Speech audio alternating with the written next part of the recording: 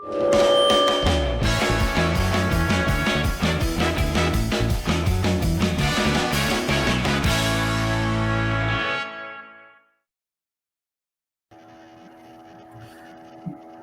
dia, tarde, noite, madrugada, pessoal, a depender do horário que você estiver assistindo. Eu estou aqui hoje com o Orlando Tossetto, que é... Você é escritor já, né? Já tem obras publicadas? Não, eu não tenho, não. Na verdade, eu não tenho. Talvez venha a ter, mas por enquanto não. E newsletter você tem? Tenho, sim.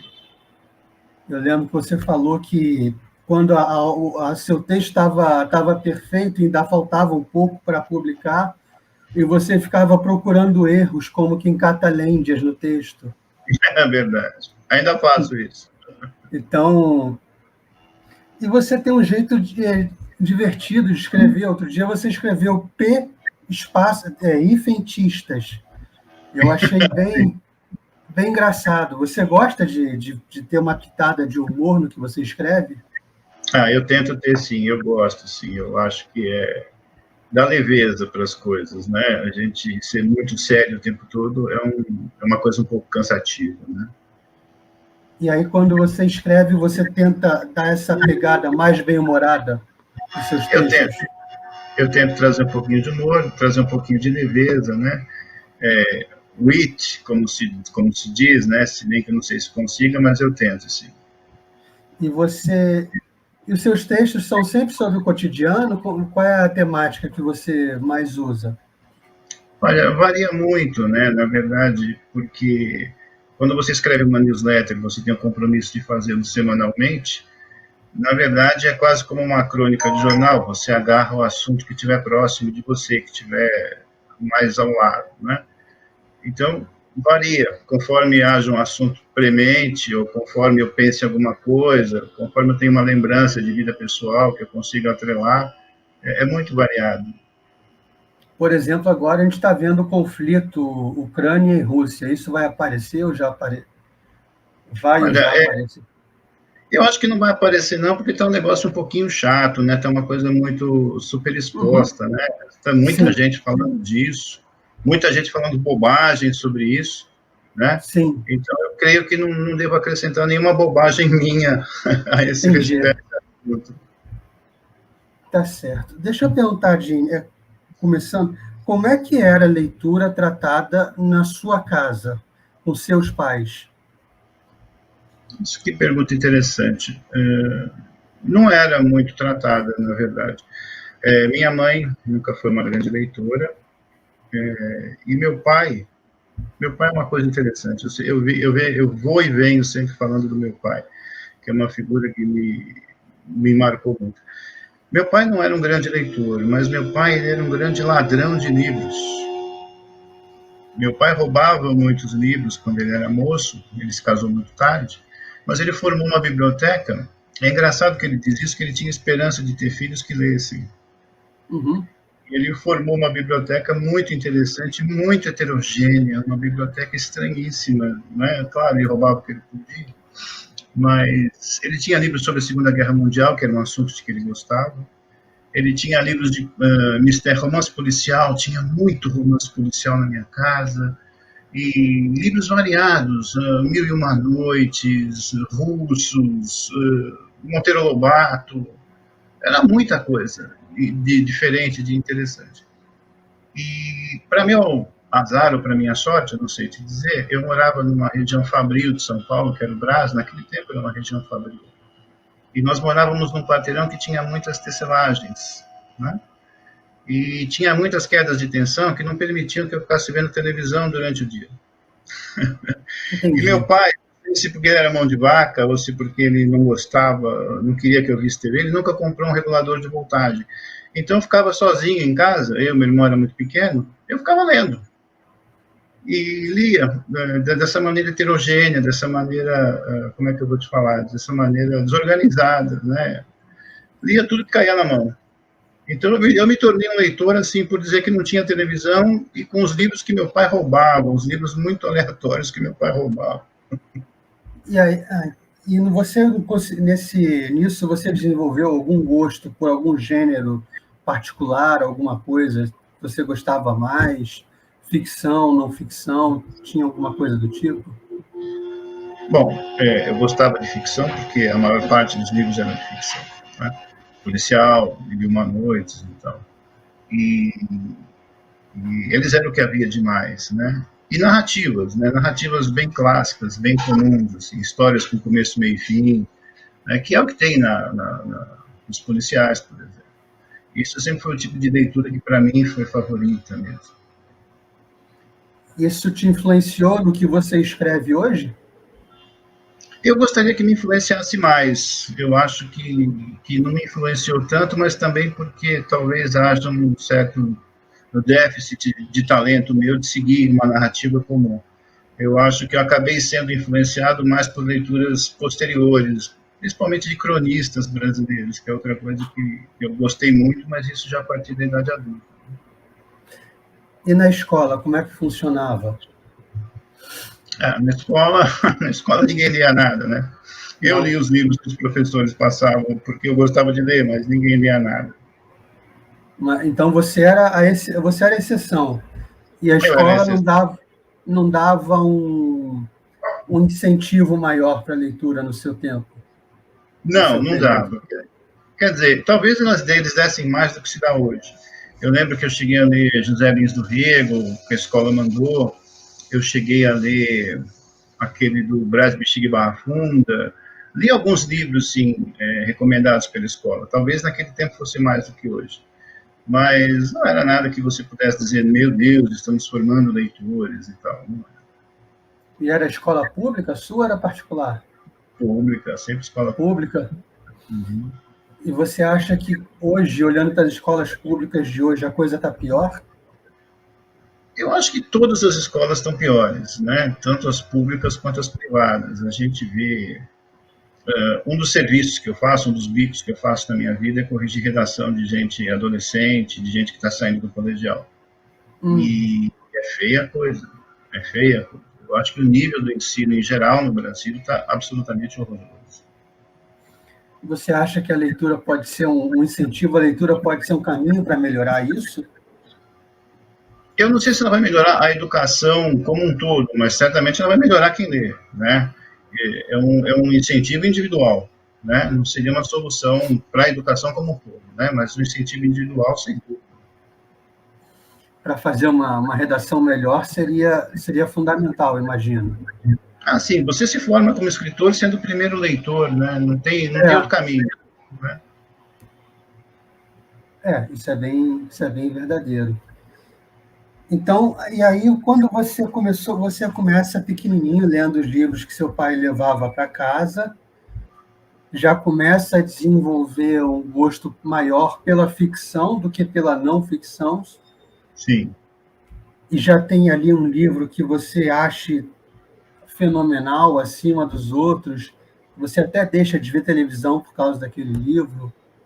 Então, eu deixei de ver televisão porque não era possível, mas eu me lembro de um livro que eu li que me deixou absolutamente encantado e me encanta até hoje, sempre que eu posso eu releio, que eram As Aventuras de Tom Sawyer, do Mark Twain.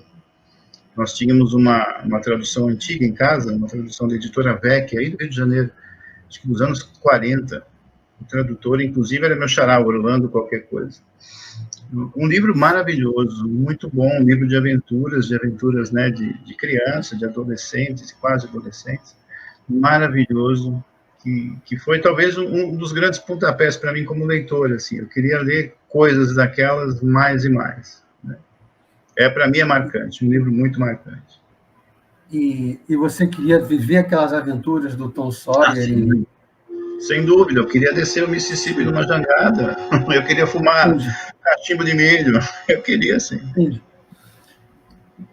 Entendi. E aí, mas teve algum outro parecido com aquele na sua época, já nesse período, que você também gostou? Gostei de Monteiro Lobato, né, das adaptações que Monteiro Lobato fazia de Peter Pan. Isso. Eu gosto muito desse livro, foi o primeiro livro que eu li, mas gostava dos demais também, né? A Chave do Tamanho, A História do Mundo para Crianças. Esse livro também para mim foi incrível, foi muito bom para mim. Adorei esse livro. E esse tipo de literatura, na verdade. E muito gibi também. Né? Foi uma época que comecei a ler bastante gibi. História do Mundo para Crianças te ajudou na escola com história, já que é um livro de história? Me ajudou um pouquinho, mas sabe que, na verdade, Monteiro Lobato me ajudou muito mais com a língua portuguesa. Quando você lê Monteiro Lobato, ele escreve, talvez, de uma maneira um pouquinho antiga, um pouquinho aportuguesada, que não ficou tão mais popular no Brasil. E ele te ensina muito idioma, te ensina muito ao uso da língua, e de forma muito inconsciente. Você vai lendo e você vai absorvendo aquilo, né? Me ajudou muito mais com isso. Não sabia. E hoje o Monteiro Lobato ele é atacado por ser racista ou coisas do tipo.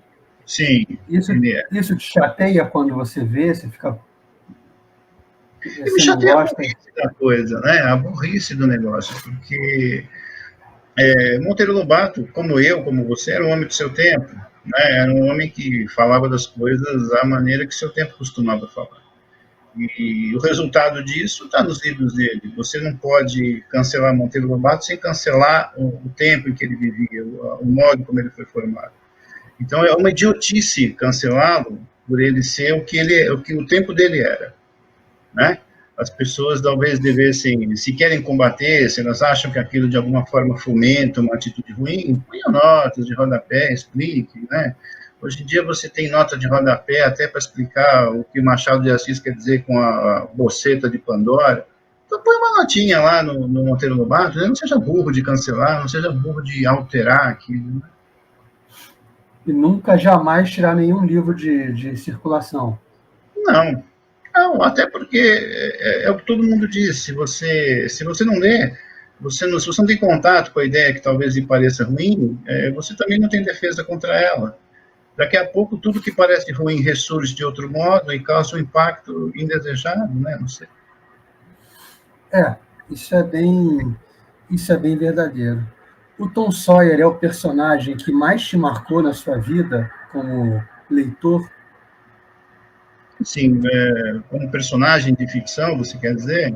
Isso, de É um dos ficção. que mais me marcaram, sim. É um dos que mais me marcaram. Mas houve outros, é claro, né? Depois, Posteriormente. depois dele, qual outro que veio que você pensa, esse aqui também teve um impacto na minha vida grande? Bom, por gostar de ler, foram tantos, né? Eu gosto muito do detetive do Art Goodwin, que, né, faz as aventuras do Tom, do Wolf, né? Eu gosto muito do Raskolnikov, porque, de certa maneira, ele representa uma ideia posterior para mim, claro, de conversão. Eu gosto de diversos. De detetives eu gosto muito do Sherlock Holmes, eu gosto muito do Poirot, eu acho o Poirot engraçadíssimo. Eu gosto muito do Obelix, que é um personagem de gibi. O Sou Obelix gordinho é como ele, de sensacional. gordudo como ele. Né? Ele é muito. São histórias, é engraçado, são quadrinhos que deviam aparecer mais, sei lá, ser mais oferecido Sim, às crianças, né? Porque eu lembro a história do Obelix, do Asterix, de como eles surgiram. Não sei se você conheceu um quadrinho anterior que era um papá, que era um índio. sim, conheço. É escrito pelo Goscinny, né? Isso. E aí o Um Papá, eu acho que ele foi um fracasso de vendas, não sei, porque os editores do Asterix falaram, olha, vocês podem fazer o que vocês quiserem sim, mas desde que tenha a ver com a nossa cultura. E daí que surgiu o O Asterix, Asterix, né? que depois virou um fenômeno global, né? Uma coisa. Sim. É um personagem que eu gosto muito, apesar de não gostar tanto do filme. E é um gibi culto, rapaz. É um gibi que te ensina latim, é um gibi que te ensina história, é um gibi que te ensina muita coisa interessante. Eu, quando fui para a USP, eu me formei em letras na USP, eu tentei me formar em latim. Um pouquinho lembrando dos bons momentos lendo o Asterix, né? Eu não Na... consegui me formar em latim. Mas eu acho que eu também não conseguiria. Você acha que a sua experiência em letras na USP tinha uma galera que lia bastante, ou ali a leitura era defasada, o cara só tem o título? Porque isso já foi uma discussão aqui com outro convidado. Então, olha, vou te dizer uma coisa. Eu me formei na USP em 2008, eu entrei lá em 2002. Então, faz 20 anos agora, né? Uhum. Lê-se muito, sim. Os alunos, pelo menos os alunos naquela época, liam bastante. Mas a questão lá é o seguinte, é que você lê o que o professor te indica, né? A leitura independente, ela nunca é desestimulada, mas se você quer estar par e passo lá com o que o curso te oferece, com o que o professor te diz, você é obrigado a ler o que é curricular, e o que é curricular, dentro da letras, enfim, dentro da filosofia, dentro da história, eu peguei aulas em todas. Obviamente, ele é ideologicamente direcionado, né? E ideologicamente direcionado para a esquerda, isso é inegável, né? Mas lia-se bastante, sim. Agora, lia-se o que era curricular. O que era extracurricular, o que seriam leituras de fora, já não era tão comum. Tem algum autor que você acha que devia estar no currículo lá e eles não colocaram?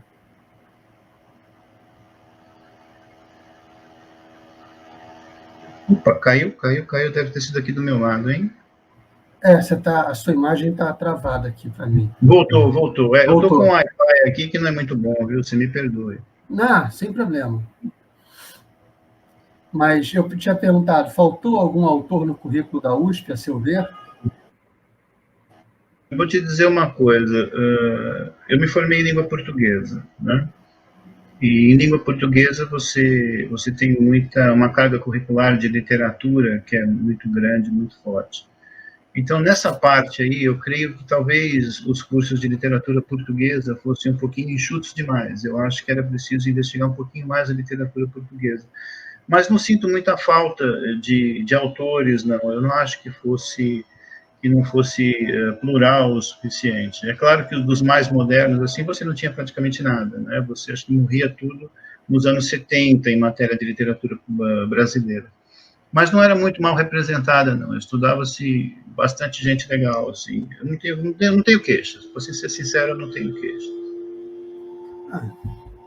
Que bom, eu não fiz um curso de letras, eu acho até que eu deveria fazer alguma coisa do tipo.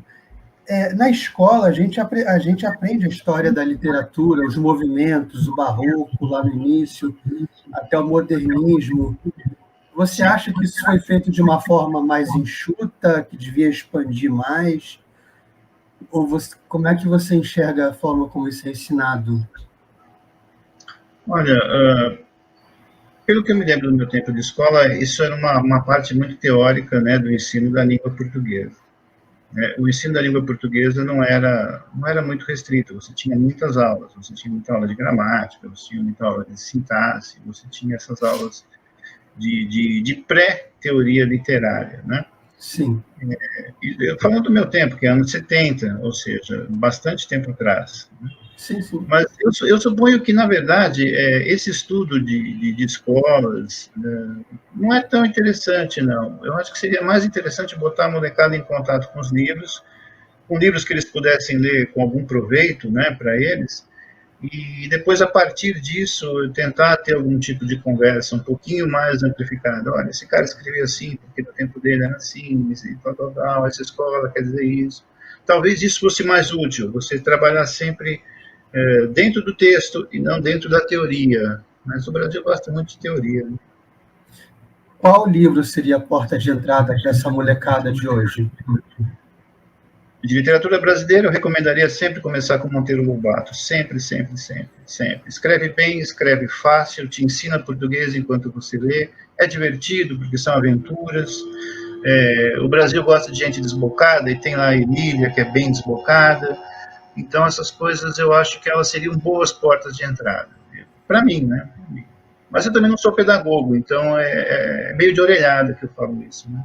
Não, mas você tem uma experiência literária que talvez eu mesmo não tenha, outras pessoas, então é uma opinião a se considerar, sim. De um livro ruim, você pode partir para coisas melhores? Ah, sim, com toda certeza. De qualquer coisa ruim, você pode partir para uma coisa melhor. Se você se interessar pela coisa ruim, às vezes você se interessa. Eu me lembro que eu sempre gostei muito de rock, né? E falava-se muito, por exemplo, dos Doors, que o cantor era muito influenciado pelo Rambo. E eu fui levado à leitura de Rambo a partir de ouvir Doors, né? Agora, alguém pode dizer que Doors é uma merda, mas me levou a Rambo, que é bom. É, Né? Então, você pode, sim, começar de algo ruim e chegar em algo legal.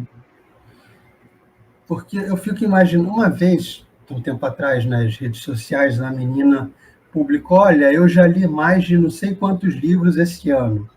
E aí ela botou uma animaçãozinha que ia rodando a capa dos livros. Ah, eu vi isso. Ah, você viu? Eu vi, E, eu vi. e aí eu fiquei vendo, né, aquelas capas, tinham muitas capas ali, me pareceram literatura erótica, pornográfica. Como Literatura você imagina, cor-de-rosa. como você imagina que ela vai sair dali para um Machado, para um Monteiro Lobato? Eu não sei se vai, eu realmente não sei se vai, porque eu estou me lembrando aqui que tinha muito dessas literaturas cor-de-rosa, né? Clarice Lispector era uma que adorava literatura cor-de-rosa, e, e muitos livros em inglês, né? Eu acho que ela não, a maioria do que ela tinha lido nem era sequer em português, né? Aliás, isso é uma outra coisa que acontece hoje em dia, as pessoas parecem que leem mais em inglês do que em português, né? Isso reflete em tanta coisa ruim, né? Em sintaxe, em tradutez, em tanta porcaria. Então, eu não sei se ela vai chegar no Machado, eu não sei se ela vai chegar no Essa, né? Não sei se ela chega, não. Ela está lendo muita coisa que interessa para ela, aquela coisa pink, então talvez ela permaneça nisso, não sei. Um ciclo fechado, e dificilmente vai conseguir sair dessa bolha que Sim, ela está. sim. Às vezes a gente acha que a literatura é muita abertura, mas ela pode ser também um claustro. Né? Entendi. Você, na sua época, você não trocou o livro pela televisão porque era fisicamente impossível, né? Dadas Sim, as suas dificuldades. sim. Como você faz para uma pessoa de hoje fazer essa troca? A gente tem livro, a gente tem tablets, videogames, TV a cabo, tem aparelhos que não são muito legais, que pegam todos os canais que você imaginar. E aí fica o livro diante de tudo isso, que o livro, no final das contas, é um monte de letrinha que você está olhando, e as letrinhas por si só não fazem nada, elas dependem de que você as interprete. As Olha, letrinhas. pode terminar, por favor. Pode, Veja, eu tenho uma filha, ela fez agora em fevereiro 27 anos. Felizmente, quando ela era criança, as coisas não eram assim tão disponíveis, né? Não havia smartphones, não havia Kindle, né? A televisão, a gente não tinha cabo, então era a TV aberta, que a gente não via muito, que trabalhava demais e tal. Então eu consegui incutir na minha filha uma espécie de hábito de leitura. Ela é muito focada na área profissional dela, mas graças a Deus ela não tem medo de encarar livros quando é preciso. Pelo contrário, até lê bastante. Agora, eu não sei, com uma criança de hoje, como eu faria. Né? Eu acho que eu teria que, talvez, que ser um pouquinho despótico, sabe? Estabelecer aqueles horários assim, não, do tipo das 2 às 5 você não vai ligar essa TV, ou você só vai ver teu desenho depois da janta. Eu não sei. Eu ficaria com dificuldade, sinceramente, para agir. Mas eu tentaria fazer alguma coisa, porque eu acho que é importante. E numa terra que ninguém gosta de ler, né, em terra de cego, que é o Brasil, você ter esse hábito é um diferencial em teu favor. Né? Eu tentaria convencê-lo disso. Olha, você vai estar um pouquinho à frente dos demais se você fizer isso. você conseguiu, no caso da sua filha, o que aconteceu? Como é que foi esse convencimento? Porque já tinha televisão, Já, videogames também. sim. Então, nós tínhamos muito hábito da leitura. Nessa época, eu sempre tive o hábito da leitura, ela sempre me via com o livro na mão. A casa é cheia de livro, tem livro para todo canto, pegando poeira aqui. Enquanto nessa mesinha que eu estou falando com você, tem uma pilha, tem 2 estantes ali, tem um monte de coisa.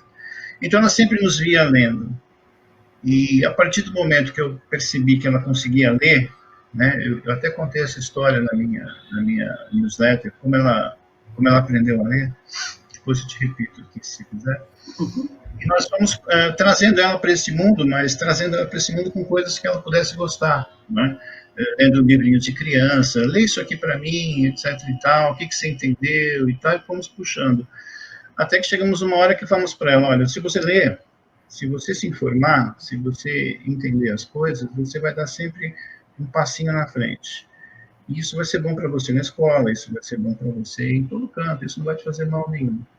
Isso conseguiu fazer. Ela não é uma leitora de ficção, né, nesse sentido, assim, não é uma grande leitora de literatura, mas ela não tem essa prevenção nacional contra as letras. Ela não tem o medo de encarar a palavra escrita, a raiva de encarar a palavra escrita que é do país. Né? Então, nós conseguimos trazer, assim, pelo exemplo, por assim dizer. A sua esposa também é uma grande leitora? A minha mulher gosta bastante de ler. Minha mulher já gosta de ler ficção, bastante ficção cor-de-rosa. E ela lê a Bíblia muito, né? Ela é de religião neopentecostal, e eles têm esses hábitos de fazer esses estudos também. Então, ela também lê bastante. Ultimamente, que ela tem estado um pouco bem, isso não tem sido tão frequente, mas na infância da minha menina, estavam sempre com livros na mão. Isso é bom. E aí você mostra que o vai exemplo... voltar, viu? É esse bendito Wi-Fi aqui. Voltou, é o Wi-Fi, você perdoa, viu? Nada, relaxa. E você mostra, então, que no caso da sua filha, o exemplo arrasta, né? Arrastou ela, graças a Deus. Mas não para ficção. No caso dela, não foi para ficção, não. Isso foi... O que fez ela gostar mais de não ficção? O que você imagina que tenha sido? Eu acho que foi... ela acabou tendo uma mente talvez mais utilitária do que a minha, né? Ela viu que certas coisas eram úteis para ela em termos de estudo, para alcançar alguns objetivos profissionais e tal. Então, talvez ela seja, né, mais pragmática do que eu para isso. Entendi. Você só tem essa menina? Só.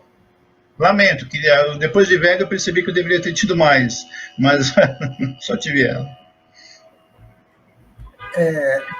Então, então já tem um hábito aí na sua família, passando, de que vem desde o avô até a neta, sim, de que o hábito de ler vai sendo transmitido e vai sendo mostrado como algo que te coloca como tendo olho nessa terra de cego.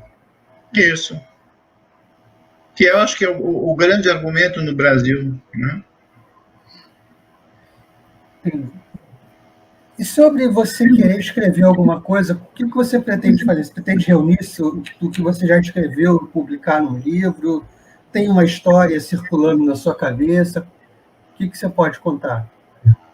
Eu posso contar que eu tenho duas ideias. Uma é pegar o primeiro ano dessas minhas newsletters e tentar fazer com elas um volume. Ainda não sei se integral ou se pegando as partes menos ruins. Ainda não sei o que fazer quanto a isso. E eu tenho alguma ficção que eu escrevo, né? Inclusive, eu até coloquei numa das newsletters, mas foi uma coisa um pouquinho equivocada, porque estava muito crua. Mas eu tenho alguns contos que eu tenho escrito muito, muito devagar, bastante devagar. Se eu sobreviver para terminá-los, eu espero um dia lançá-los. Mas a ideia mais fácil é tentar fazer um volume mesmo com as minhas newsletters. Ela deve completar um ano agora em maio, então eu estou pensando em coligir um volumezinho com elas e ver se eu consigo lançar desse jeito baratinho, eletrônico, né? Da Amazon, talvez eu consiga algo assim. E um grande romance, uma grande história, romance que você não pretende ter uma história assim, lançar um livro com uma grande história sua? Aí eu acho que eu já não tenho perna para isso. Talvez seja um pouquinho que nem o Borges. O Borges dizia que entre escrever um grande romance e imaginá-lo e resenhá-lo, eu estaria mais para resenhar uma ideia. Eu acho que eu não tenho fôlego para um grande romance. Eu teria fôlego só com narrativas bem curtas, eu acho. Fôlego e talento, se é que eu tenho algum. Eu acho que do que eu já vi, você tem. Borges é uma das suas maiores influências hoje? Sem dúvida, sem dúvida. Borges é fundamental na maneira de pensar, eu creio, né? Eu gosto muito do modo como ele pensa, das coisas que ele diz. A gente lê a ficção do Borges, já é fantástica, mas é muito bom ler também entrevistas do Borges. Tem alguns volumes dele de entrevistas que são sensacionais. E o volume de memórias, né, dos diários do Bioy Casares, que falam exclusivamente do Borges. Esse livro é fantástico, que mostra ele conversando entre amigos, informalmente. Ele tinha uma língua terrível, né? Era uma vírgula, né? Mas é muito bom de ler aquilo, muito agradável, muito engraçado ler as coisas que ele fala. E eu gosto muito da maneira como ele pensa, gosto muito das ideias dele sobre literatura, sobre o que é bom e sobre o que é ruim. Para mim é uma influência enorme, gigantesca. Tem alguma outra além dele? Grande influência, assim, hoje em dia, eu gosto muitíssimo dele. Na verdade, gosto de tudo que li, né? Gosto muito do Paulo Francis. Paulo Francis foi um cara que teve um peso gigantesco, até para a gente da minha geração, para a gente da minha idade, né? Tudo que ele escrevia em jornais. Para mim também é outro inevitável, incontornável, o Paulo Francis, com toda certeza. Muita gente, não sei se muita gente, mas já passou gente aqui falando que as primeiras experiências foram com as colunas do Francis em jornal, e o Sim. Francis até levou a outros escritores e tal. Sim, isso aconteceu com você? Sem sombra de dúvida, sem sombra de dúvida. Eu li muita coisa porque era mencionada pelo Francis. Edmund Wilson, que era um cara que ele adorava, eu li por causa dele. Li o Nabokov por causa dele. Li muita gente, muita, muita. Ele era um guia, ele era realmente um grande guia. A sua expansão literária veio com Francis e teve mais alguém que você viu abrindo portas assim para você, para conhecer mais coisas? Então, depois do Francis, a grande influência que eu tive, e isso aqui já estamos, né, no polêmico, foi o Olavo de Carvalho. O Olavo de Carvalho também foi outra influência colossal. Eu diria que o Olavo de Carvalho me levou a mais leituras e a mais conhecimentos do que o próprio Paulo Francis, né? Sem sombra de dúvida, o Olavo de Carvalho. E o Francis é que te levou provavelmente ao Olavo, né? Eu creio que sim, mas não diretamente, né? Havia um certo ambiente em que os dois se moviam ao mesmo tempo, ali no meados dos anos 90, mas eu fui conhecer, na verdade, o Olavo no começo dos anos 2000 pela internet. E eu me lembro bem que o que me levou, na verdade, ao Olavo de Carvalho foram os Wunderblogs. Eu me lembro acho que eu li alguma coisa sobre o Olavo em algum dos Wunderblogs, pode ter sido no blog do Alexandre Soares Silva, ou pode ter sido no blog da Onkshu, da Juliana, e falando bem, é claro, e a partir disso eu fui ler. E é engraçado porque eu peguei para ler na biblioteca da USP. Tinha livros do Olavo na biblioteca da USP. Né? O Jardim das Aflições, eu lembro que estava lá, eu tirei lá e ficou comigo. E eu li esse livro, li muita coisa boa lá. Li C.S. Lewis de lá. Mas peguei na biblioteca da USP. É muito interessante isso. E mesmo para a literatura ficcional, ele é um enorme guia, né? Para mim, pelo menos, está sendo. Sim. Para uma boa ficção brasileira, que não era muito propagandeada, por exemplo, mas no meu caso, mais para outro tipo de leitura, né? Para o tipo de leitura aí já não ficcional, né? Ele foi, por exemplo, talvez um dos grandes responsáveis pela minha volta à igreja, né? Eu não digo conversão porque eu nunca abjurei, né, do meu batismo, mas eu voltei à igreja em parte, e não só por ele, mas uma das grandes razões foi as coisas que eu li nele. E você era uma outra pessoa antes de conhecer o Olavo? Você mudou muito depois de conhecer os textos dele, os livros? Eu diria para você o seguinte, eu vinha, né, num processo de mudança. Eu sou um cara de família proletária, de família pobre, então, naturalmente, eu era inclinado às ideias de esquerda. Mas nunca gostei, por exemplo, do tipo de esquerda que o PT representa. Né? Nunca gostei. mas tinha ideias mais moderadas, digamos assim. Se o Orlando de 20 e poucos anos seria talvez um psolista, né? Não um petista, mas talvez um psolista. Mas nada daquilo me convencia integralmente, né? E quando você começa a ler o Paulo Francis, por exemplo, você vê que Paulo Francis fala muito na idiotice econômica da esquerda e fala também um pouco da idiotice moral, né? Paulo Francis dizia que ele deixou de ser de esquerda quando ele entendeu que o preço em sangue que a Revolução Internacional Trotskista cobrava era um preço que não podia ser pago. Uhum. Estamos vendo aí o Putin, né, de novo, pagando essa moeda, por exemplo. Então, de certa maneira, eu estava me afastando daquilo, né? Quando eu descobri o Olavo de Carvalho, você descobre que ali você tem uma fundamentação interessante do ponto de vista conservador, filosófico, e ele te dá argumentos também de ordem espiritual, que o Francis já não dava tanto. Né? É uma espécie de complementação, digamos assim. Se você pensa num fluxo, você segue do Francis para o Olavo meio naturalmente. Né? Acho que foi o que aconteceu comigo. Então, e aí, quando você pegou o Olavo, por exemplo, A Nova Era e a Revolução Cultural, imagino que você tenha lido, não foi um grande choque para você ler o que está ali? Não foi o que me choca, na verdade, é a clareza de exposição, né? É a inteligência que há por trás daquilo, mas não os fatos em si. Mas o primeiro que eu li foi O Jardim das Aflições, que é um livro muito poderoso, muito forte, e que te mostra, por exemplo, e isso é uma coisa que para mim foi fundamental, que as pessoas que são religiosas não são imbecis, não são retardadas. Você vem de um ambiente de esquerda em que a religião é tratada como uma imbecilidade, né? Você é um cristão, você é meio pateta, você é meio idiota. E ele mostrava que não, que na verdade havia no cristianismo, na vida religiosa, um fluxo de cultura que simplesmente não aparecia para a gente, um fluxo de inteligência que simplesmente não aparecia para a gente. E isso para mim foi uma porretada, né? Descobri que você pode ser cristão sem ser um imbecil. Eu tinha um amigo na faculdade que ele dizia assim, esse cara é tomista. E como se ser tomista fosse, né, despejar sopa na orelha, entendeu? E isso foi um choque, essa foi a paulada. Tá. O maior choque que você teve, então, foi com o Jardim, que, aliás, é um livro que eu estou começando a ler agora. Estou vendo ele falando de Epicuro, falando... Isso.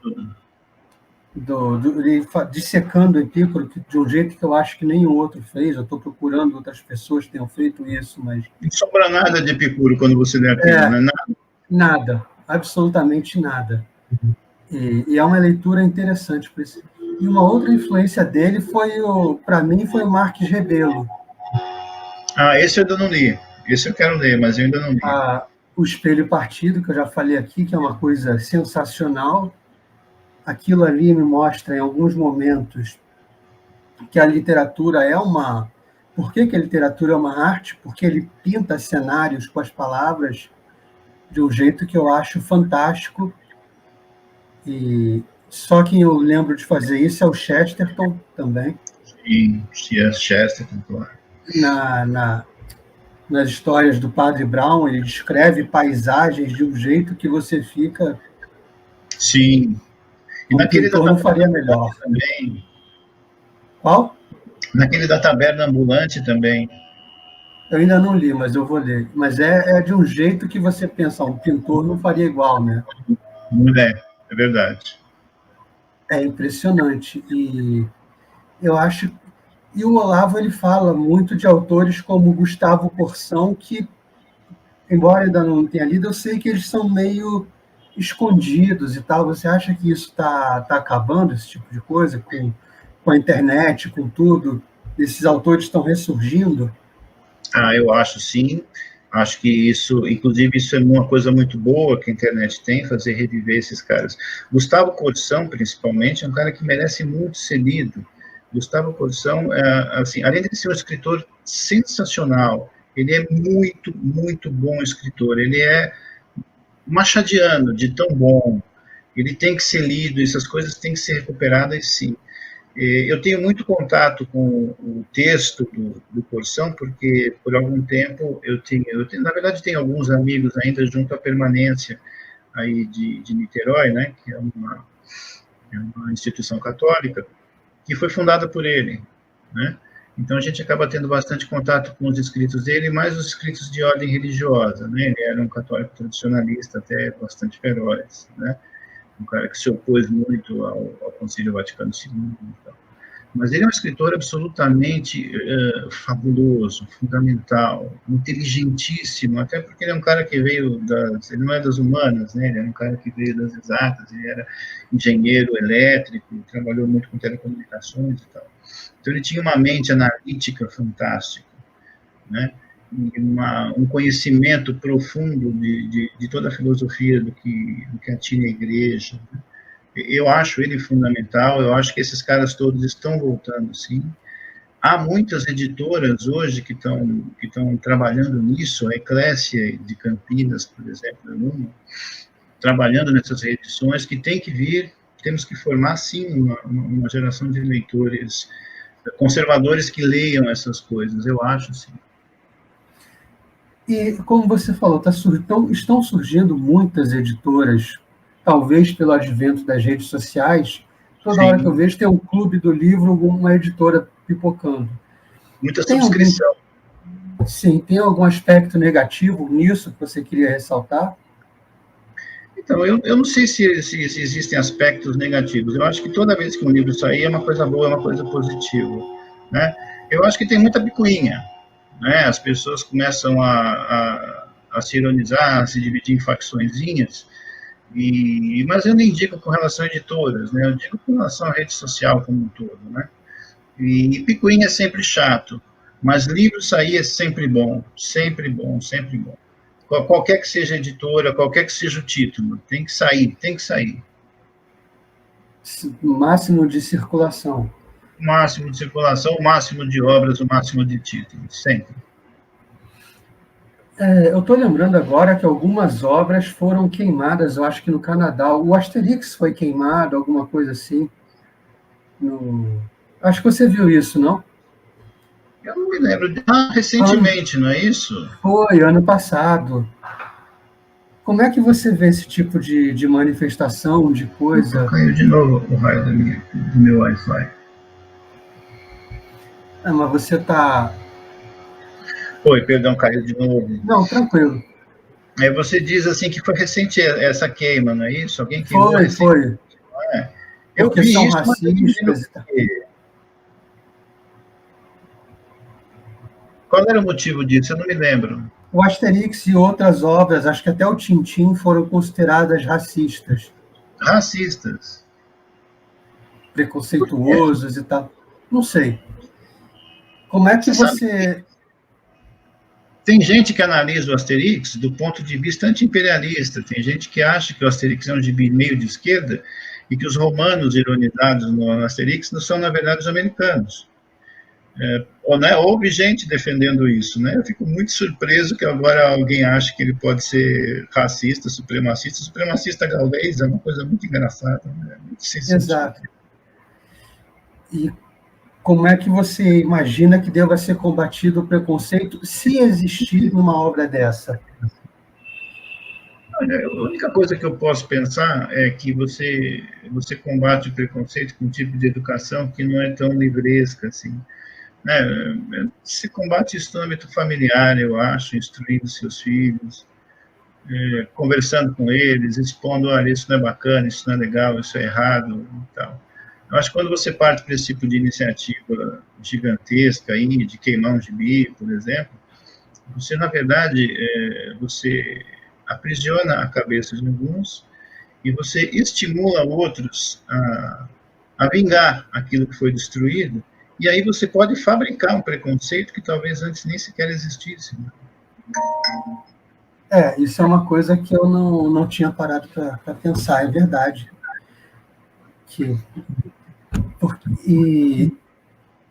Então, é um negócio que eu não tinha mesmo imaginado, porque eu vi essa notícia, foi ano passado isso, no Canadá, e E agora as pessoas parecem que estão enxergando preconceito e coisas do tipo, e todos esses problemas modernos, vamos chamar assim, nas obras do passado, lançando o olhar de hoje para as obras.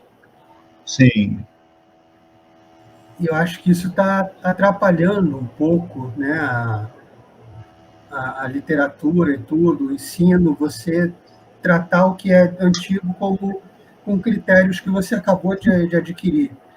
exatamente.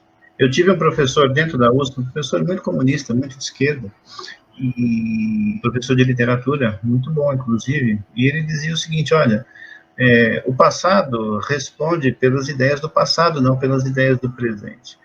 E comentavam bastante a respeito da atuação da igreja com relação aos índios, ele dizia, olha, eu fico feliz por não viver naquele tempo, mas se eu vivesse naquele tempo, eu seria como aqueles homens, porque é assim que eles eram.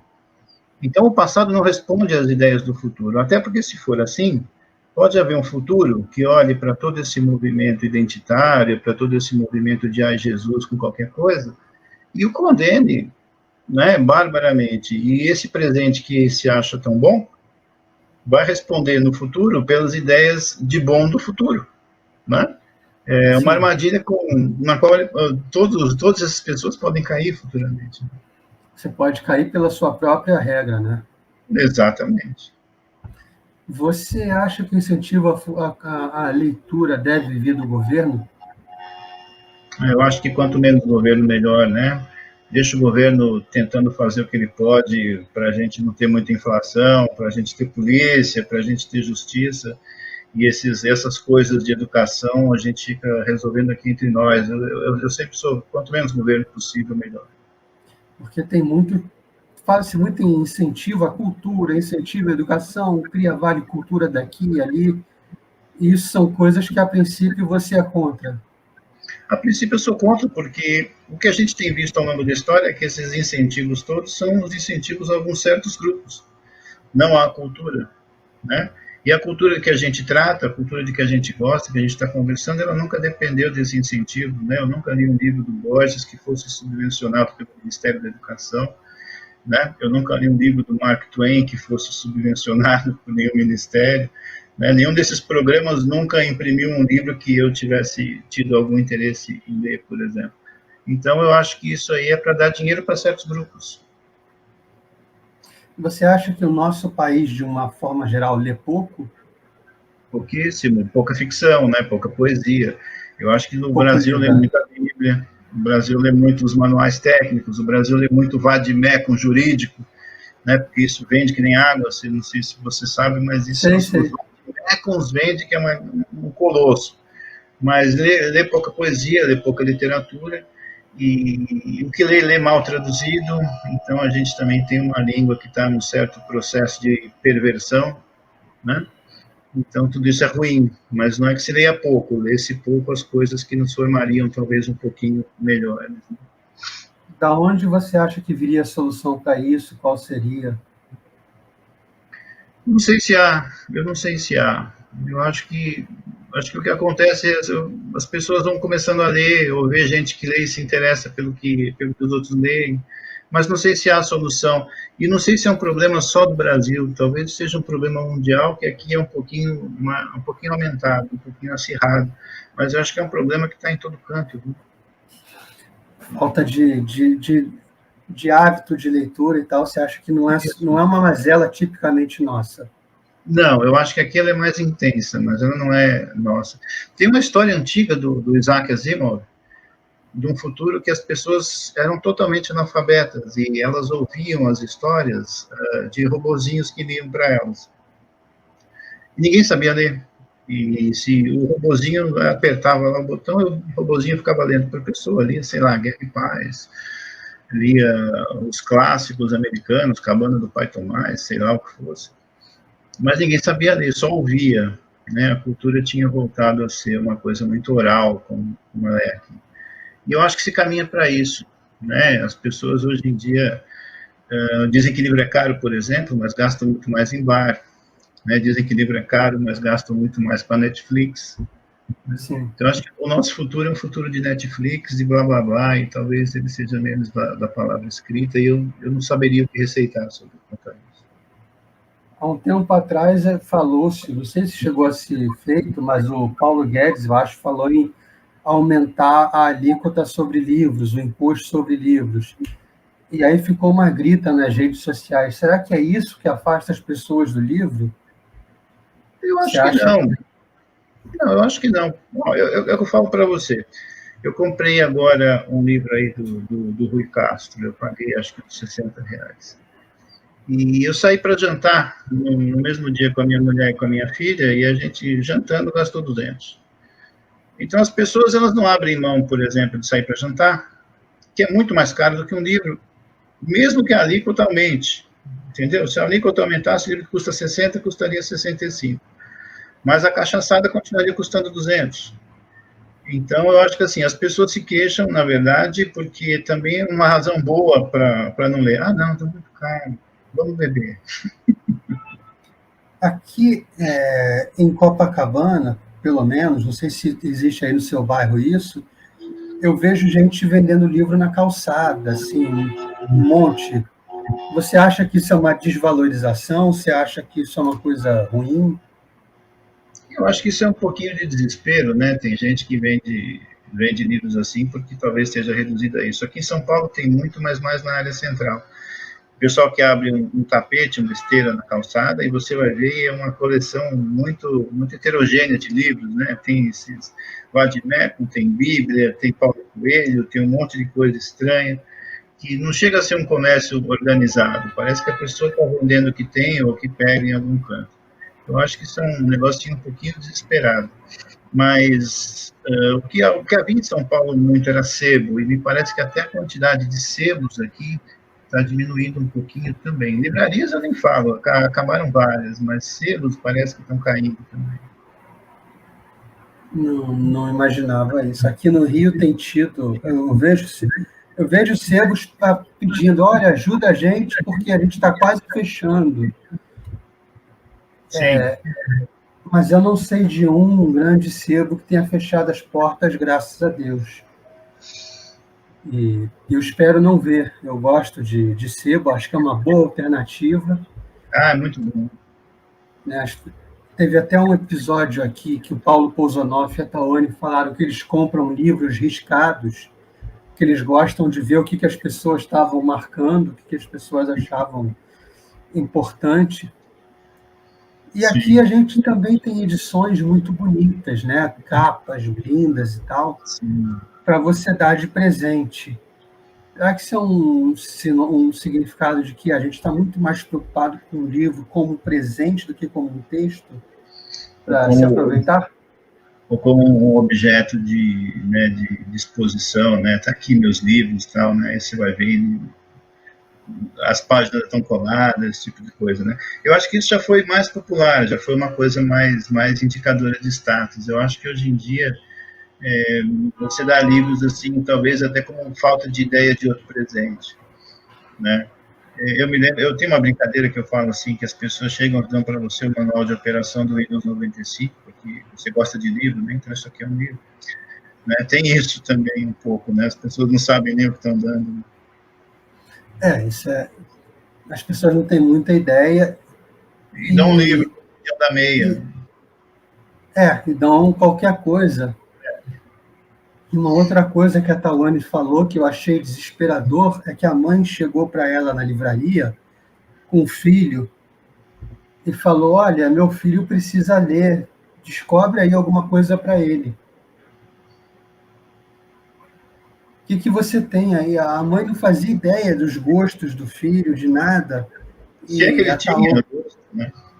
E a Tawane tinha que, ali naquele momento, tirar da cartola um livro que o menino ia gostar.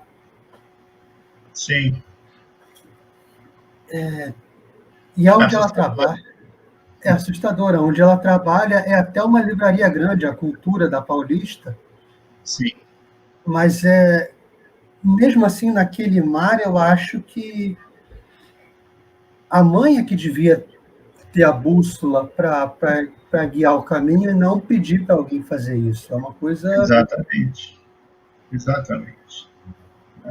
Se a criança não gosta de nada, ela tenta formar um gosto e por aí vai. Mas o problema é que a própria mãe não tem um gosto, a própria mãe não tem uma ideia, né? Ela ouviu vagamente dizer que é importante que o filho leia, mas aquilo não tem nenhum tipo de repercussão dentro dela, não tem nenhum eco na vida dela, né?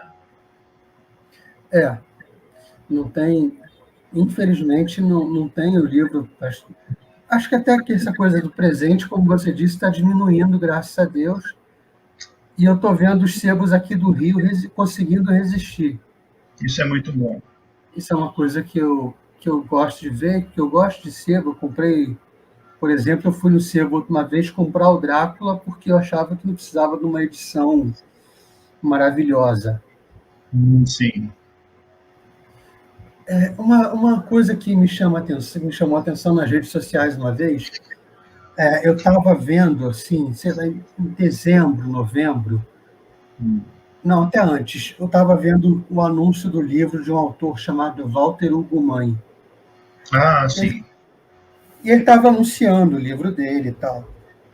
Passou alguns meses, uns poucos meses, o sebo que eu acompanho na internet estava lá com a pilha de livros e o dele no meio. Uhum. Isso te desestimularia enquanto autor?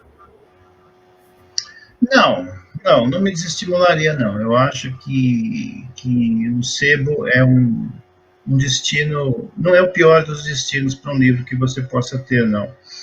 E, aliás, me agradaria ver, se um dia eu tivesse algum livro lançado, um livro meu em sebo. Senão, alguém leu, não gostou, passou para frente, isso é da vida, mas que está circulando. Eu gosto de sebo, eu gostaria de ver um livro meu no sebo.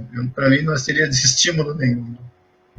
Numa coisa do tipo, puxa, o cara nem quis ficar com o meu livro, sei lá. Isso aí é da vida. É inevitável, né? Você tem uma newsletter e você vê que a quantidade de assinantes flutua, gente que uma hora lê alguma coisa que não gostou e simplesmente vai lá e cancela. É como vender um livro para o sebo, é como jogar ele no lixo. Isso é da vida, não tem jeito.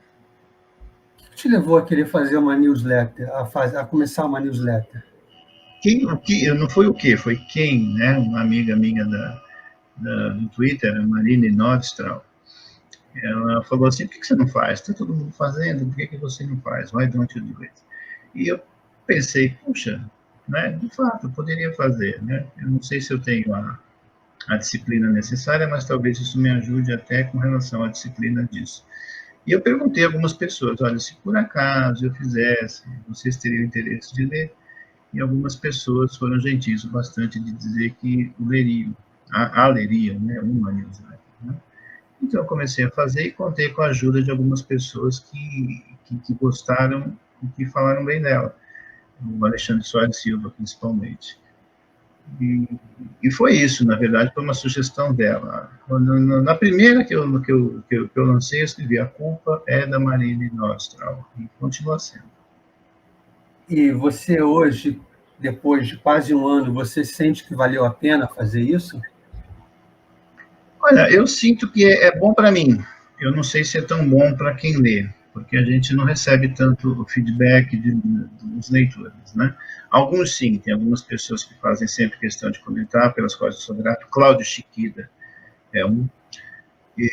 Mas a gente eu não tenho tanto feedback, então eu não sei se é tão bom para quem lê, mas para mim tem sido bom porque tem me forçado a ter uma disciplina. E essa disciplina é boa, porque ela me tira da preguiça. Eu sou um cara muito preguiçoso, eu tenho que confessar isso. Eu também sou. Né? Mas me tira da preguiça. Isso para mim é bom. Ainda que não fosse por mais nada, isso para mim é bom. Tem um efeito terapêutico para você escrever? Você vê uma notícia ali no dia a dia, você, vou escrever sobre isso, e agora que eu escrevi, eu me sinto melhor. Não. Não? Não. Às vezes isso me ajuda a descobrir o que eu estou pensando sobre a coisa. E muitas vezes jogo fora o texto que eu comecei a escrever, porque descubro que estou pensando coisas meio impublicáveis. Mas não é terapêutico, não. Se a gente fosse pegar todo o lixo do Orlando Tossetto, quantas newsletters teriam ali? Se a gente fosse pegar... Tudo que você jogou fora, todo o lixo, tudo que você jogou fora, que você não publicou, teria muita coisa? É Acho muita, que dá para teria escrever. a quantidade do que saiu. Tem umas 40, teria outras 40 na lixeira. Então, qual é o Meio a critério meio. para você olhar para uma coisa e falar isso aqui não vai porque isso aqui não ficou legal, não ficou bom? Olha, não é um critério só, mas geralmente quando eu percebo que não está bem escrito, que as coisas não estão claras o suficiente, ou que não estão divertidas o suficiente, ou que não estão, de alguma maneira elas têm algo de errado, ou na concepção, ou na maneira como elas foram escritas.